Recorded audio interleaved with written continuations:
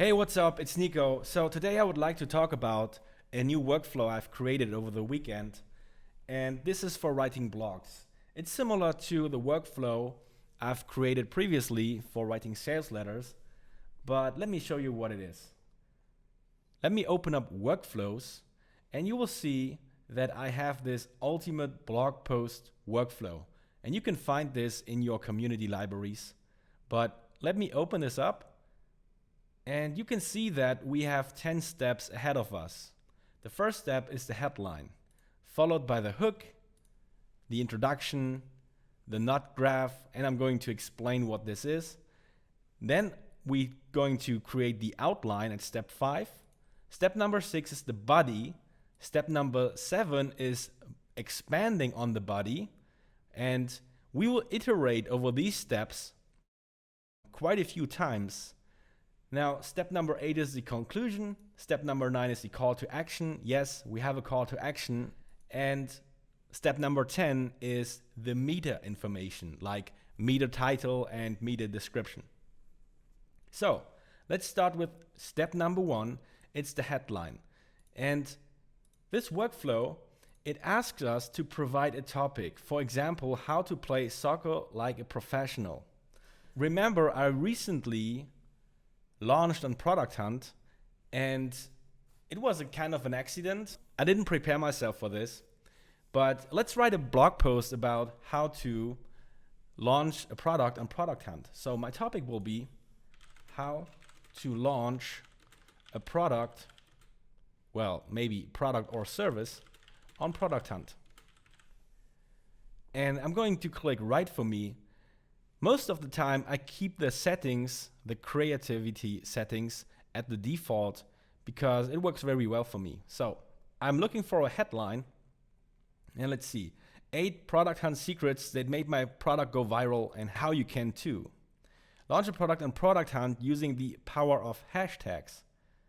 7 tips to make your product launch on Product Hunt go smoothly. Well, maybe this one. I really like this one over here, but I don't have anything to, my product didn't went viral. So I don't have this experience to write this blog post, although I like the headline better. But I will go with this one and try to come up with a tutorial, even though I'm not an expert in this field. So let me make this my headline and transition over to step number 2. Okay, the step number 2, it takes a headline and writes a hook. So we will just copy and paste the headline from step 1, and you don't have to use this headline. Maybe you can use this headline, which maybe I like better, or some different headline to create the hook. You don't need to use the exact headline that you will use in your blog post. So you can experiment with this. But for the sake of this demonstration, I'm going to use the headline that we are going to use in our blog post. So I'm just going to click Write for Me.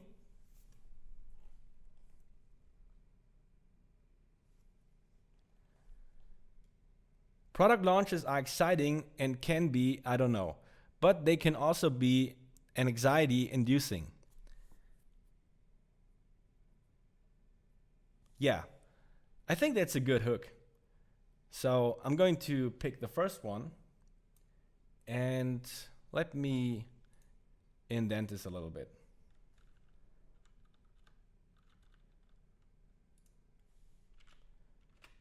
Okay, over to step number 3. It's the introduction. So my blog post starts with a headline followed by a hook, and now we are going to do the introduction.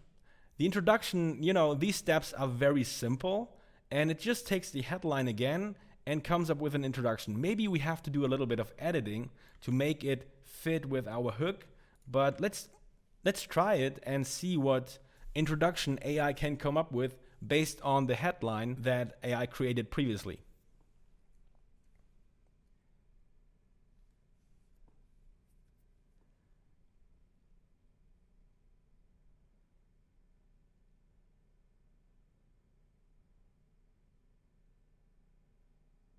Yeah, so once again, I got lucky, and I'm going to pick the first one.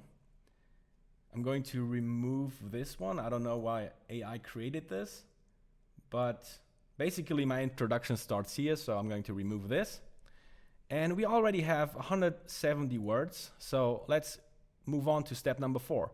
It's the nut graph. And the nut graph, what this really is it explains in one short sentence or one or two sentences what the user or your audience can expect from reading any further. And then the user or the reader can make a decision on the spot if he or she wants to continue reading the blog post. So the nut graph is pretty important. And this step over here, again, it just takes the headline. And let's see if we can come up with a nut graph that convinces us to read further.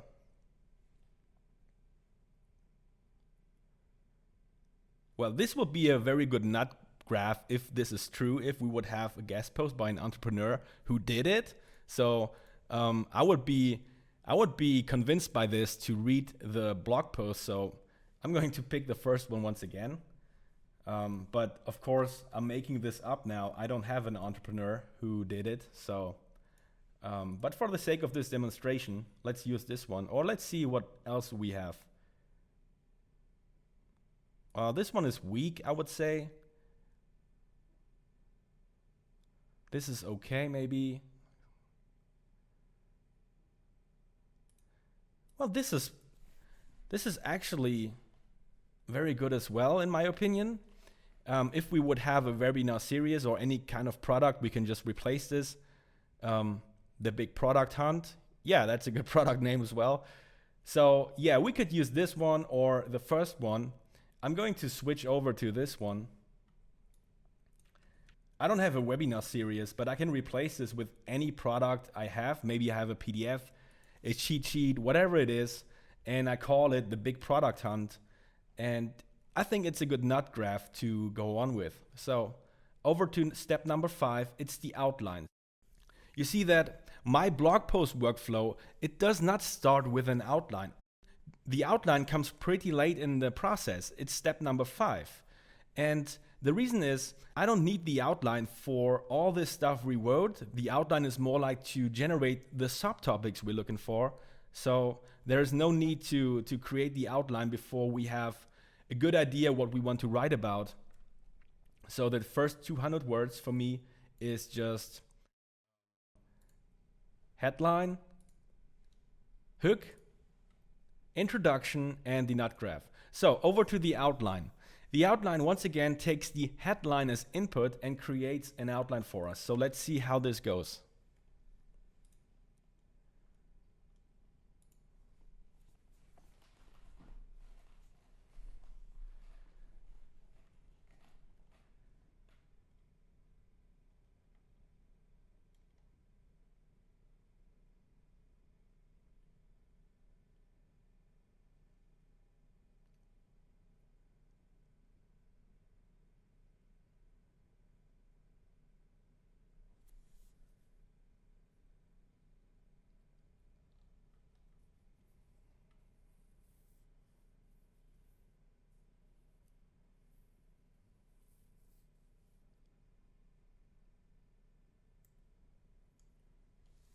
So I'm not super convinced with any of these outlines, so I'm going to remove them and click Write for Me again to get 5 new outlines.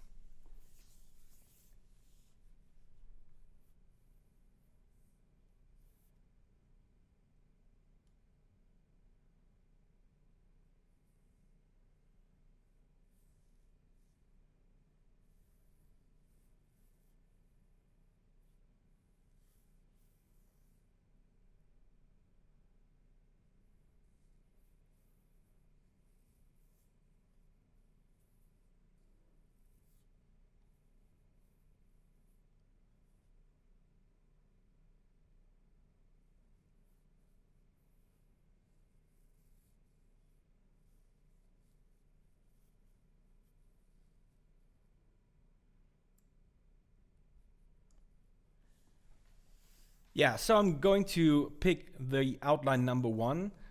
I may remove or tweak some of these steps, but for the sake of this demo, I'm going to use this one, and let me do some formatting here because these are my H2 tags.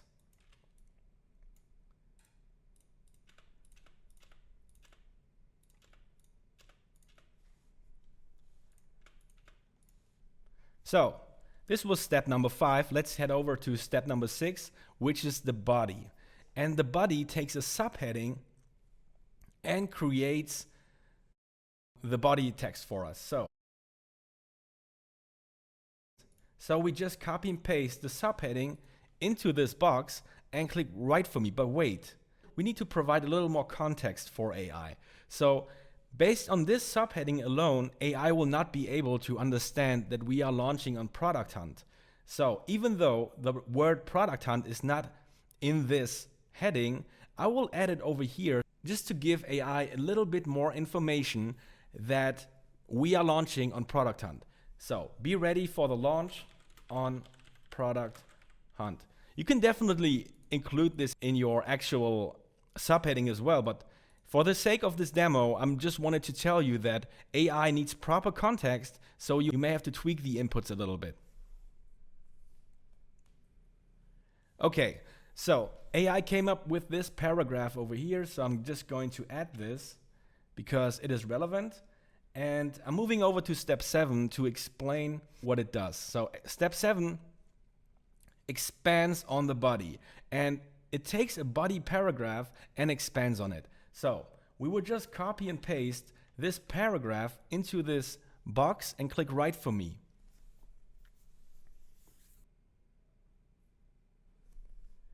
Okay, let's check the result.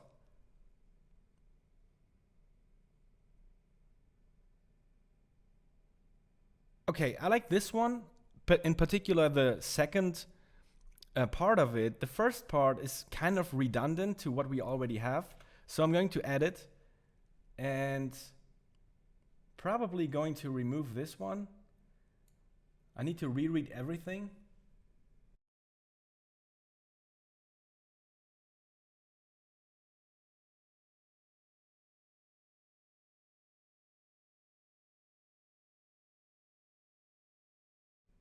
Okay, maybe I will just remove these 2 sentences to make it fit with my previous content. And you can now just go on and remove the inputs, remove the results, copy and paste the paragraph or even these 2 paragraphs into the box again and expand on it again. And you do this until you are satisfied with the length of this subheading. So right now I have 202 words for this subheadings. This is good for me, so I'm going over to the next step. And the next step is not step number 8, it is step number 6 again. So you go back to step number 6 and you paste the next heading into the box. I'm going to remove the previous results. Get feedback from the community before launching on Product Hunt. Now again, I'm just adding a little bit of context here for AI to understand that we are talking about Product Hunt. So, write for me.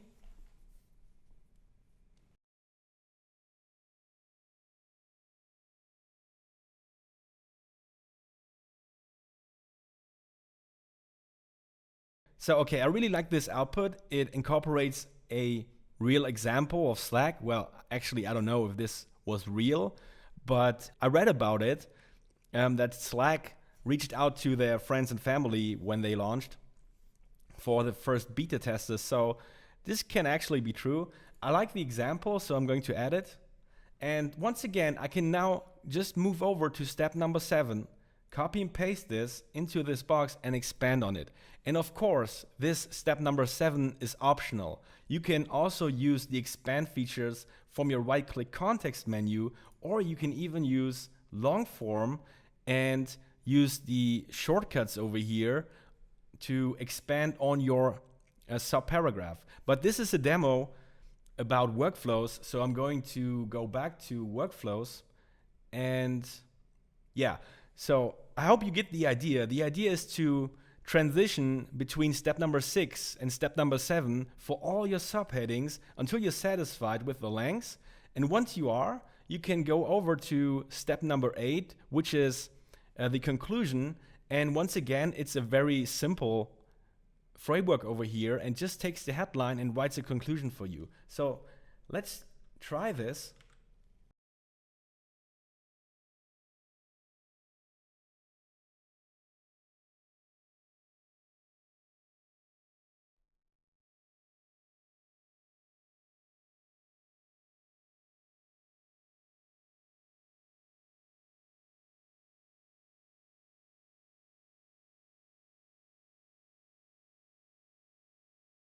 So I really like this output over here because it recommends to use a template for your product hunt launch.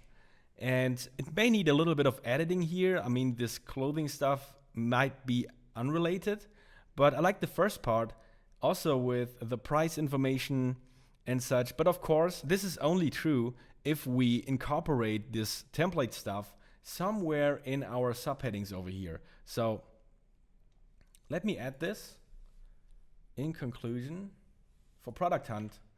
So yeah, I hope you get the idea that this is kind of general or broad, and you need to edit this conclusion based on what you wrote in your subheadings, of course. So for now, let me just cut this off after the price information. And yeah, this is my conclusion.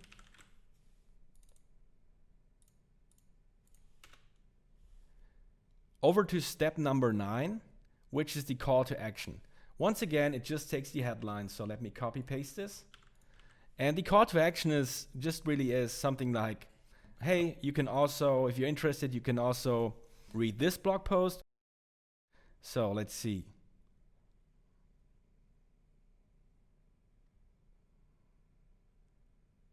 Yeah, maybe you have a button that follow these steps. By following these steps, download my cheat sheet over here. Maybe this. So the call to action, you don't really need a framework to create this, I guess. It's you know your product and service better, you know what you want to write about, you know what your call to action is. But I recommend to always include a call to action, even if it's just a reference to a related blog post or whatever, just to keep your users engaged with your blog and maybe even on your site in this very moment. So let's head over to, oh, by the way, we deleted all the results from step number 7. That's why you don't see the blue 5 over here.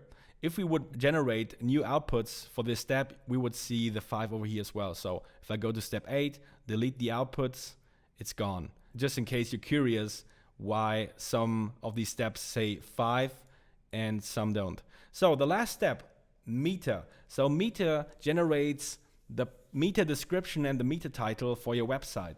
It just takes the headline. So I'm going to copy paste this from step number 1 into step number 10. Click write for me.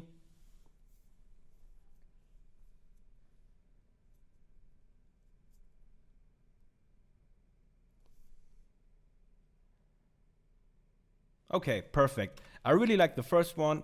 Add it to my canvas. There we have it. I didn't wrote out all these sections over here. It's just a demo on how I would do it following this workflow. And once again, this workflow, all these steps are just frameworks that are also available from your library. So if you go to frameworks, and you will see this in your community library, but for me, it is over here in blogs. And it will look similar to this one. You can open these frameworks from here as well if you want to. Probably not this one. This is an old one. I will not share this one. But other than that, I will share all of these frameworks. And you can either use them from this frameworks feature, or you can use them inside workflows if you need a more step-by-step guided process.